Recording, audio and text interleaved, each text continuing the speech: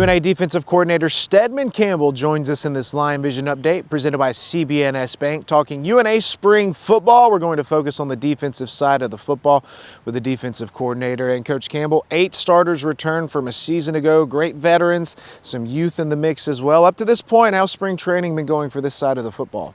No, I think it's been good. Even going back, one of the good things about the pandemic and not being able to get out on the road is, we were able to start our fourth quarter stuff a little bit earlier.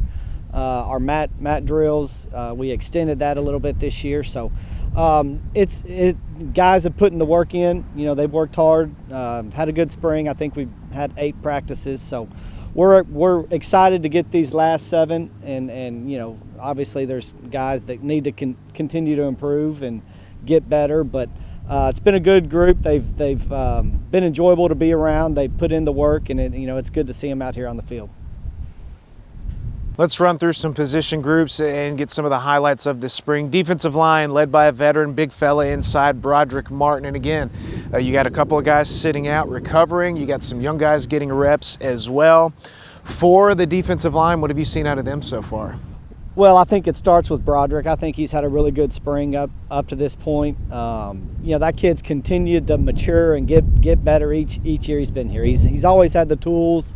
He's always had the physical aspect of it, but he has really matured and grown up and turned into one of our leaders up front. And with Terrell Townsend, who was new to us last year, he's a guy that can play multiple positions, a great teammate, great leader, and so those guys are kind of running the show. After that, there's some new guys. We got Charlie Ryan and Ryan Taylor, and some of our new, our really young guys. Zacoby Shoulders has had a phenomenal spring. He's a guy from right down the road at Tanner High School and has done a really good job. And so that group's gotten a lot better. And obviously there's, like everybody, there's room for improvement there. But it's been a good group to watch.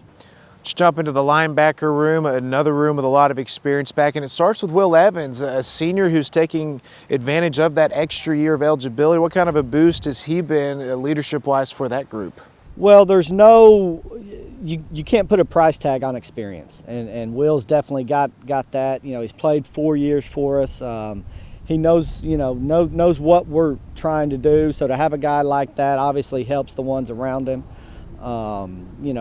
Daryl Sims had a good spring. We've had a mid-year signee, DeLawrence Butler, who's come in. He's picking things up. He's showing signs of improvement and just grasping the terminology and the scheme aspect of it.